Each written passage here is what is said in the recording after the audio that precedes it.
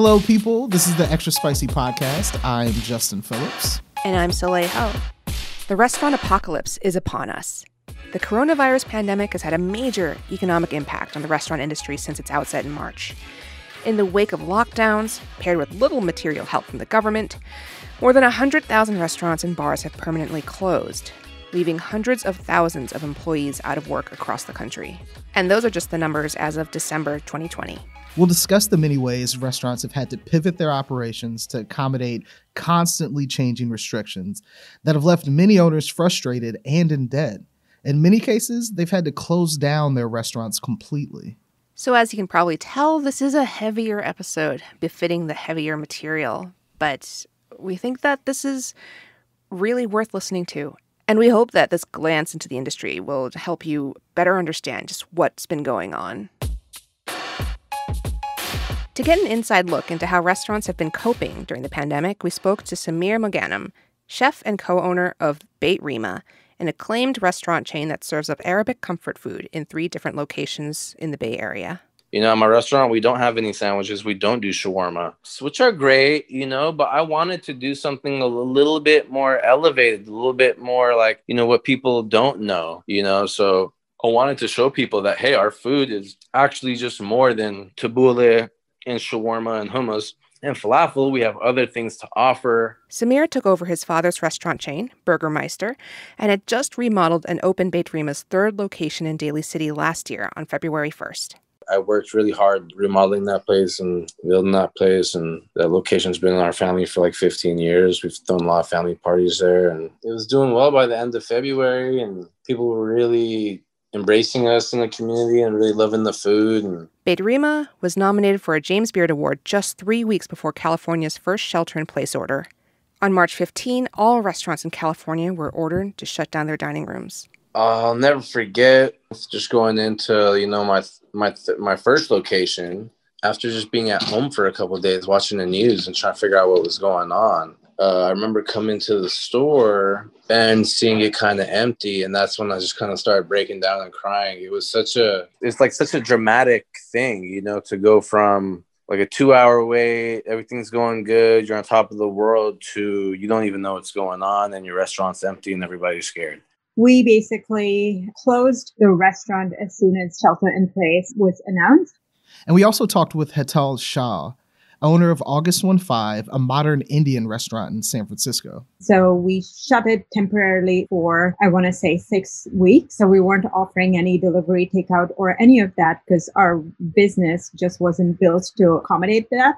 August 15 was part of the Chronicle's top 100 restaurant list, and it built a cult following behind its imaginative menu, filled with dishes like Punjabi-style fish and chips, served with chickpeas and curried chili aioli. When we first moved to San Francisco in 2006, we realized that there wasn't a lot of modernization in the cuisine that had happened. So it was the same menus and the same few things that were commercialized outside of India. So for example, your chicken tikka masala, other dishes that we had grown up eating, whether it was Indian street food or home cooked recipes or just Indian food that you see in restaurants in India and also actually in London and New York. You just wouldn't find a lot of those dishes in Indian restaurants in San Francisco. 10 months after reopening her business during the pandemic, Hetal finally decided to close down her restaurant for good. It was an emotional decision. There's just nothing more that I could do to keep the doors open. And we were out of options. And so that was just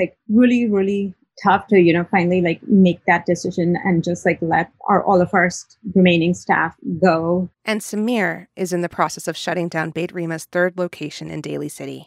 We're going to be selling that within the next couple of weeks here for less than what we spent remodeling it. It just breaks my heart that it wasn't able to recover as well as the 2 city stores have. And the 2 city stores are holding up, so I'm thankful for that.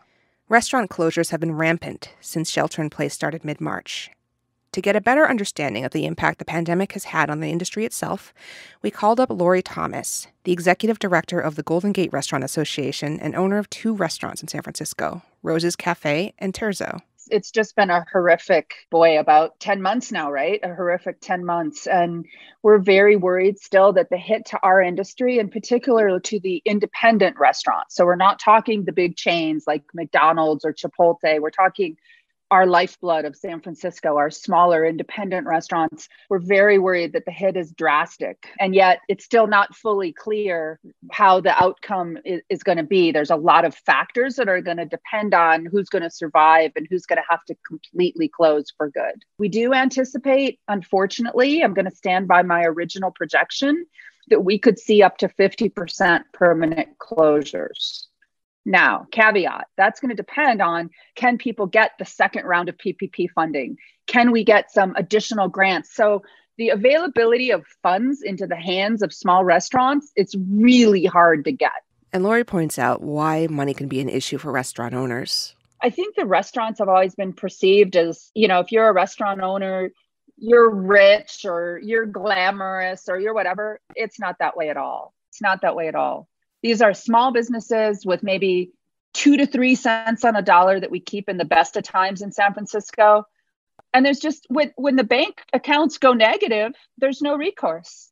There's no recourse. Back in March, when the first round of shelter-in-place orders were announced, restaurants and coffee shops in the Bay Area were only allowed to offer takeout and delivery service, forcing many restaurants either to shut down completely or quickly pivot their business models.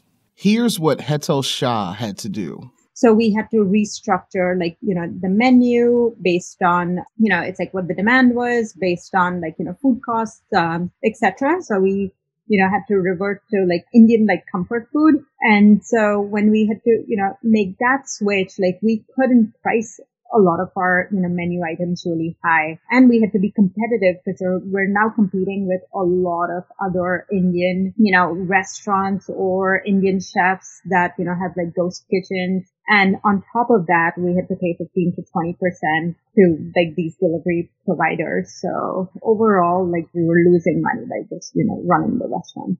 Samir Mogannam. A lot of restaurants' food costs are around 30%.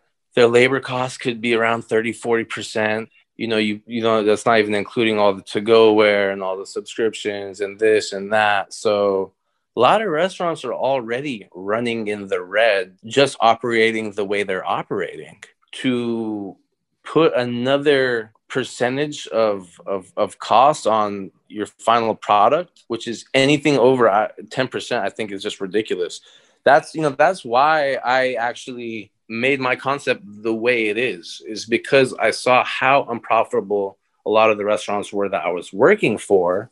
And that's really why Beit Rima is the way it is. It's very simple.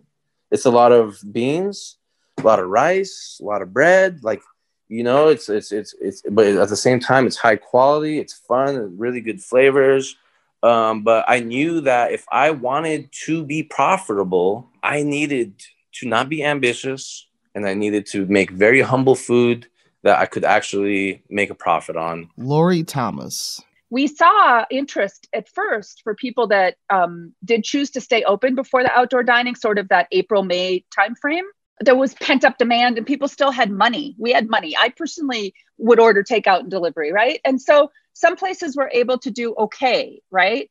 But then fast forward to this last thing, and we tried this with Rose's Cafe, and we pared it down to 4.5 workers, right? Our salaried folks. We couldn't get enough business. And it was going down, down, down because of fatigue. And because honestly, if I ordered takeout delivery, I said to my husband, my God, we can't spend $60 on dinner twice or 3 times.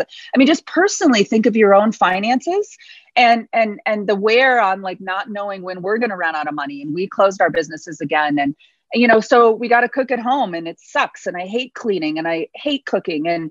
But that's the consequence if you're trying to run a budget. Now, if you've got tons of money and you don't care, you can order delivery every night. That's fine. But that's not the majority of our residents in San Francisco. I think that point that Laurie makes is really important, that just the idea that takeout and delivery can be the be-all, end-all for everyone just isn't right or accurate. The point she makes is that not everyone can afford it, which is very, very true. And the other thing that I think is important to note is that we can't save restaurants by buying from them or buying gift cards. It's been too long, and they need a lot more help than that, right? You know, one of the things that I always wonder about is if consumers, with that added pressure of having to save the industry, are they really thinking more about the technical aspects of it? Because before, I don't think people understood how much in the red restaurants were operating, how close to the cliff they were financially. Like, this pandemic has put all of that in perspective. And, you know, I wonder if people are more enlightened about how their restaurants function because they hear about it so often. Like, it's impossible not to hear about the trials. Like, whether you're on social media or talking to your friends or reading the stories that we write, you're just naturally becoming more knowledgeable about a thing that maybe, you know, not long ago you took for granted. Right. And it's so wild that in the wake of the pandemic, so many restaurants started GoFundMe pages, for instance. And you can't see that and think, oh, everything seems to be operating as normal. They're on the same website where people are begging for money for their insulin so they don't die. Like, and you can't come away from that thinking like, oh, it's too bad that person doesn't have enough money for insulin, right? You have to think, right? Like, why does it cost so much? Why do they need help? Why aren't they being helped? Why am I supposed to be the one to help them? You know, in the beginning, and this feels like a lifetime ago, I remember in the beginning when restaurants first, because of shelter-in-place orders, had to pivot to takeout and delivery service. I remember a lot of them, even this place around the corner from me in Oakland, Arthur Mack's. It's kind of like a beer garden pizza spot. I remember talking to the owner and he was thinking about doing like T-shirts or, having the logo on there. And that was going to be a way for people to support alongside gift certificates to kind of bridge the financial gap between when shelter in place started and when we at first thought the pandemic would end, which we were, the assumption was that it would be kind of soon. Like, we can't possibly be in this thing for too long.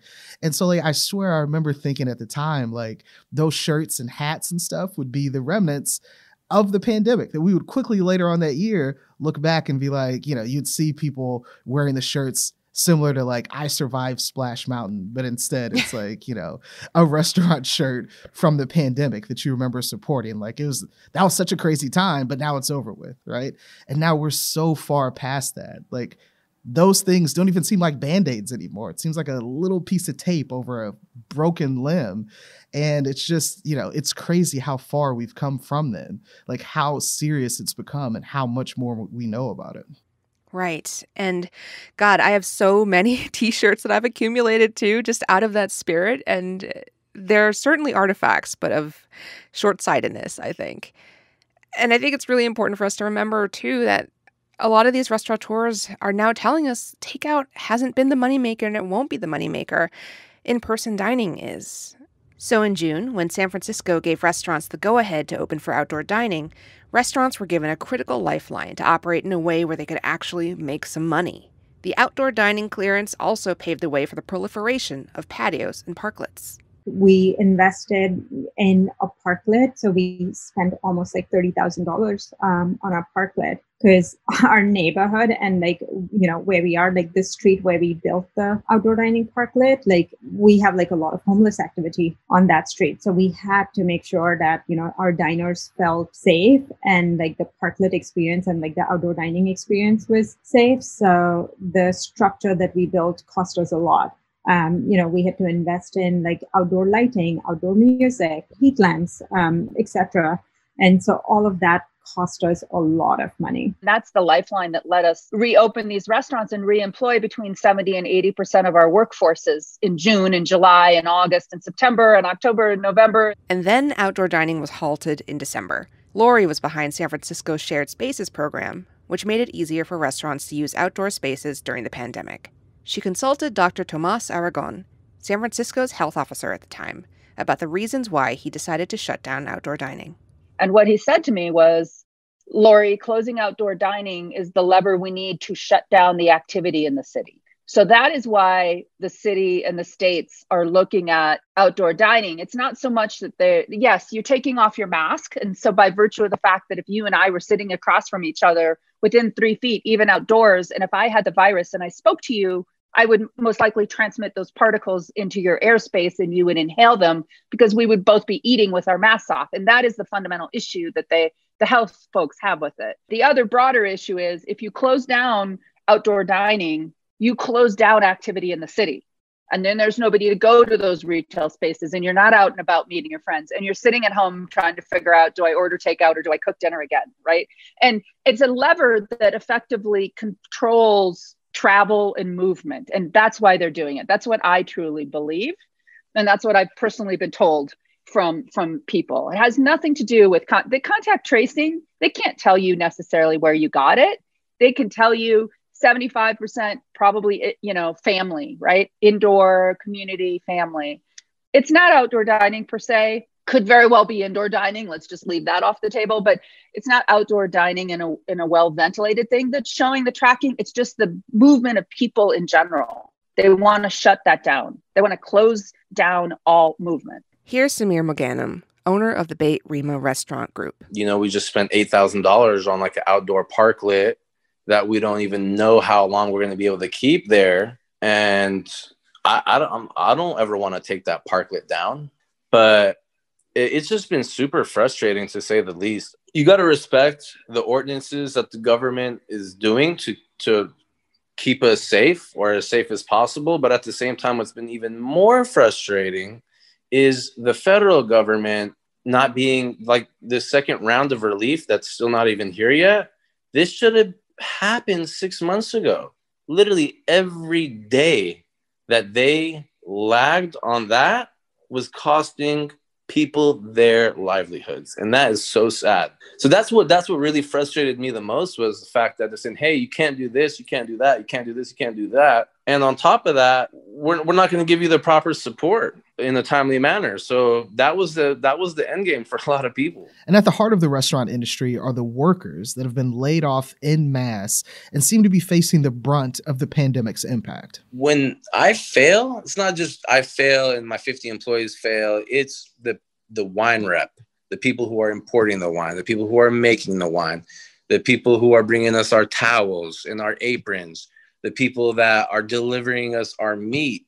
We support so many different local economies. The asparagus grower and the local flour mill. Adonis Valentine worked in the restaurant industry for the past 6 years.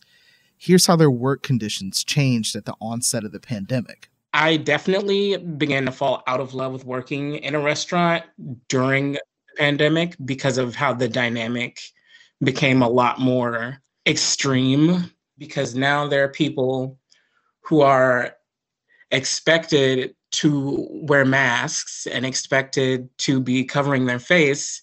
And I'm now being put in a position where when they don't do that and they're not, compliant with CDC recommendations for safety, I'm now putting my income in jeopardy with no choice, because if they deem me reminding them of their need to have a mask on unpleasant, then now I no longer get that money. And it's fun to think of it like really shortly in a few words like I just did, but when you have 400 customer interactions and every fourth one is you having to take that extra step, which I didn't mind initially, it wears on you emotionally. And everyone who works in a restaurant will tell you there's already a heavy emotional element required of you when you work, especially when you're front of house like I was. So it was more so of me needing to check my resources, and emotionally, I was not willing to take on policing people's CDC compliance, also feeding them and also being graceful about it. Adonis was laid off from their barista job at Vale Coffee and Wine Bar in Berkeley back in March and was unemployed for 6 months. The stimulus thing was kind of disappointing. So after about 6 months of being unemployed, around September, I started looking. And then I looked at the jobs and it was nothing like it was like pre-February. Like I can't get a 40-hour-a-week job in a restaurant. They switched gears and are now learning metalwork at a laser cutting company. I think I'm seeing a lot of people leave the restaurant industry right now, but not because they want to, just because there is not enough work for them. I honestly do think that there are people who want to make this work. I do firmly believe that there's simply not enough restaurant employment because of the closures right now. The businesses are like our infrastructure and we employ the workers. Here's Laurie Thomas from the Golden Gate Restaurant Association. We had about 60,000 workers in the food service industry. Then everybody got laid off, right? Boom, when we shut down. Then we knew that when we had outdoor dining in the middle of the year, we had about 34,000 that were back to work. So we had about 55% back. So unfortunately, those 34,000 people that were reemployed, I bet only 10% of them still have jobs, right? And the longer this goes and the more uncertainty, the harder it is for people to know, how do we survive? The bank accounts are just like going to negative, right? So this is horrifying, right? I mean, one, we're employing a workforce that doesn't have a lot of options on the EDD side of things, particularly in San Francisco, because we're a sanctuary city, et cetera. Not everybody can access the EDD programs. These people have now been laid off twice. It's a period of 6 to 8 months with no money coming in. There are very limited resources. It's not for the lack of trying. The city's done what we can. So there's real issues for food insecurity, for emotional distress, for the lack of health insurance. You remember San Francisco actively chose to make the employers the providers of healthcare. And that has consequences because a lot of us could keep the health insurance paid for the first couple of months last year, but I don't know if I'm going to be able to make the payment for February for ours with everybody laid off. So there's real consequences that are going, beyond just the one-to-one COVID consequence, right? That are broader. So that's a big issue. You're listening to the Extra Spicy Podcast. We'll be right back after the break. You can support this podcast and the newsroom that creates it by subscribing to the San Francisco Chronicle at sfchronicle.com/pod. I'm Justin Phillips, and we're back with our step back on how the pandemic has impacted the Bay Area restaurant industry. In late January of this year, the restrictions on outdoor dining were lifted statewide. And so now people are making decisions, how soon should I open? How does the weather play into it? So outdoor dining per se is not going to solve our financial needs, but it is a moving in the right direction. And it gives us an option to try to start again. Will opening outdoor dining save us from the restaurant apocalypse? Well, no, because we need to get federal money. In fact, I was just communicating with Senator Feinstein's office just now, saying this rollout of the Payroll Protection Program round 2 has been a disaster. There's been technical glitches at the SBA level that's saying that people that had loans in the first round that were applying, and again, I experienced this personally, stuff got kicked back. Your loan number doesn't match. We're like, yes, it does. Here's the documentation. So there's a lot of stress in the industry. One, is this PPP round 2 even applicable to you? Does it help? And 2, can you get it now that the SBA seems to have outsourced the loan process and it's kind of frozen with glitches and stuff? So we're hopeful, and we're hearing that maybe there'll be a reintroduction of something like the Restaurants Act that the IRC was advocating for. And I think we really do need that. We need grants, specific, accessible dollars as soon as possible to ensure that we can let restaurants have a shot at not, becoming dinosaurs. So it's a good thing that outdoor dining has been reopened. Funny thing is, though, a lot of restaurant workers are not vaccinated yet. So I'm not really sure how things are going to come down on this one. That's the part I'm worried about is, the vaccination rollout and the opening of outdoor dining and other sort of activities in California, they don't make sense together. You know what I mean? It's a little worrisome, a lot worrisome. And I think that's that kind of highlights everything right now, right? This uncertainty. And I think, and you and I have talked about this before, Soleil, is that, I was saying that something feels familiar about all of this, right? The suffering, the uncertainty, it all feels familiar. And that's because it's been cyclical. We've been at this point before, and where, these outdoor dining services were allowed and restaurants were going to be able to hire back people. And we had to think about vaccines and what would happen. We've been at that point before. We're going through it again. And it's just, there's a unfortunate familiarity to all of this. Right. Although I think it's really important to note, too, that there's one big difference, right? There's a different president. Yeah, very true. And it seems like, Joseph Biden, the president, will be thinking about federal relief, billions of dollars for businesses that have been impacted by COVID, and increasing the federal minimum wage, which, while There are some places in the Bay Area that are already at 15 plus. It'll have an impact on other places in California for sure. I think, there's things that'll be different. I hope that'll make this a little less deja vu-y. Yeah. And it's okay to feel hopeful. I think, those are good points. It's the first time in a while that we felt hopeful. You have the right to feel hopeful. And I think that feeling is unfamiliar. That hope feeling, I guess. Oh, yeah. I think that muscle is totally atrophied. I'm telling you, Jesus. Right. It's hard to be hopeful. I agree. But on that end, we also were really unfair and we asked our guests to speak to the future in place of us. So here's what they have to say. With the pandemic, I've always learned to look at the bright side and the positive side. And maybe this will be the emergence of more minority business owners. Maybe it will bring more opportunity for people who may have not been able to afford it before. You're starting to see more pop-ups, more creativity. People who were working for someone else before, now they're starting their own business as a necessity to survive while they're sharing their culture. So I think, honestly, with this whole pandemic, it sucks. It's heartbreaking, but you have to stay positive and you have to stay strong.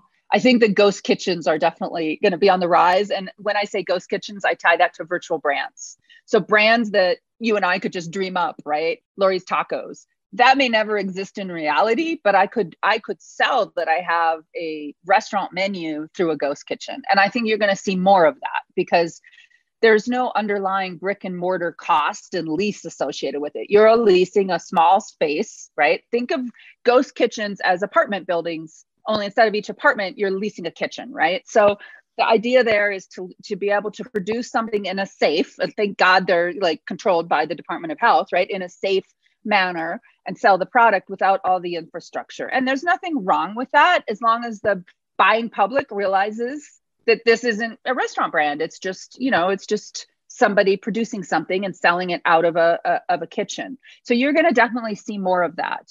I think we're going to see, a displacement of restaurant industry staff to other industries. Plus, a lot of folks have left the city. So I think it's going to be very interesting to see once businesses open up and restaurants open up and when, things are sort of back to normal, what does the labor market look like? You're going to see the brick and mortar restaurateurs like myself, especially the ones that are dependent on business travel, which God knows when we're going to see conventions back in San Francisco, but I don't think that's going to happen in 2021. You're going to see us look to, should we hibernate completely? Can we get other forms of investment? Where is this round of PPP money? Will there be the Restaurant Act, which I'm still lobbying with the Independent Restaurant Coalition on? Could we see some more industry-specific grant-based funding? So until we have that, I don't know that anybody's going to really undertake new things. There might be some well-financed larger restaurant groups that might be using this as a leasing opportunity to find some spaces cheaply. But right now, I think everyone is in a wait and see mode. I really look forward to businesses being able to see people outside again, be able to see people inside again. I really look forward to being able to give my friends a hug. I really look forward to, being able to cook for a food critic in person again. I really look forward to so many things. And I also look so much forward to all of us coming back together and having that sense of unity.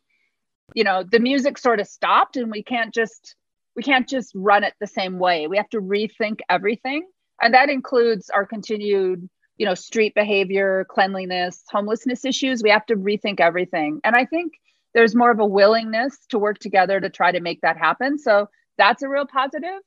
And I think there's an awareness that, you can't take everything for granted, and that, the ability to go out and dine out or shop or do things like that, and that you can't just assume that stuff's going to be there. We have to find a way to make it sustainable financially and to re-employ our workforce.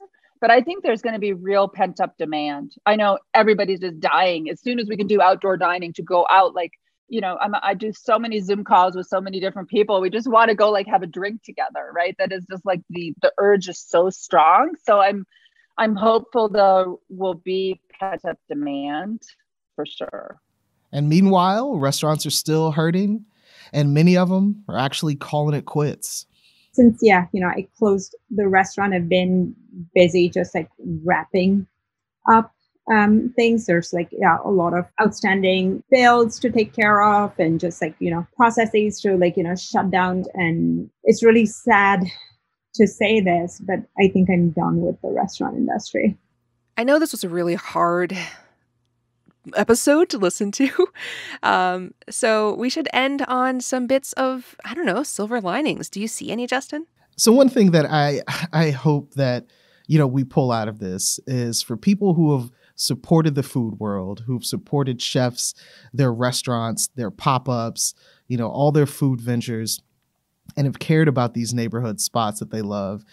I wonder if they're growing more closely connected to these businesses, right? It's unfortunate, but even if you're reading a GoFundMe page for your neighborhood spot that you've been going to for years, you might learn something more about them through that post because they're telling you about their workers, what they're going through. You're learning about them in a way that you never may have before because you didn't really have to worry about them not being there the next day, right? Like, you could have maybe a little bit, but never like this. And I hope that connectivity, after all this is over, creates a more healthy environment, a more supportive kind of ecosystem for these businesses, because people will have learned so much about how restaurants function, what they go through, and the human element of it, right? That's kind of what I hope comes out of all this. Yes.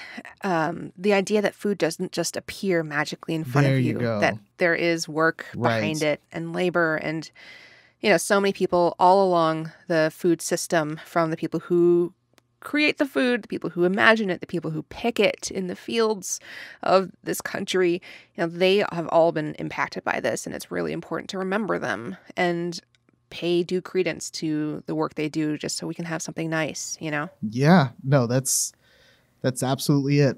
And speaking of transparency too, I think one of the things that has been really, really exciting to see is more just consumer support for certain things that weren't very sexy to talk about in the food industry, right? Like the cottage food laws, for instance. Right. We talked about that last season, but just when businesses like Mona Lena Michaels or Broke Ass Cooks were shut down by the Alameda County Health Department, people noticed and people talked about it. And people thought, okay, there's some way to keep this from happening. How do we get that to happen, right? And to have consumers care about that part of the process is new, I think. And also, it honestly, and when you talk about the cottage food industry, they also feel more, I don't know, maybe this is the hopefulness seeping into me, but more productive, I guess, because more people are paying attention and the conversations just feel, I don't know, like they could be fruitful. They are fruitful. I don't know how to put it. So your hope muscle hasn't died yet. That's really great to hear. That was actually a really good line. My hope muscle hasn't died yet. It hasn't withered and fallen off. Exactly. No, that's perfect. That's a great way to put it. Yeah, I guess it's still there. I'm surprised. I'm surprised as anybody. Damn. Thanks again to Samir Mogannam, Hetal Shah, Laurie Thomas, and Adonis Valentine for being in conversation with us. And to Erica Carlos for reporting and producing this episode. If you're enjoying Extra Spicy, please share it with a friend and give it a rating on Apple Podcasts. And remember to send us any questions or voice memos you may have about food, life, or anything else for our Dear Spicy Advice segment at extraspicy@sfchronicle.com. Before we go, we want to leave you with a poem written by one of our listeners, Annette Coward. The shared table. I'm here to hold things together with spreads of deliciousness and delectable offerings. I hold up that which nourishes and delights. I'm a one-stop shop celebrating a communion of conversation. I showcase dishes with heritage, texture, diversity, fascination. Juicy, decadent, healthy, saucy, picante, and nice spice.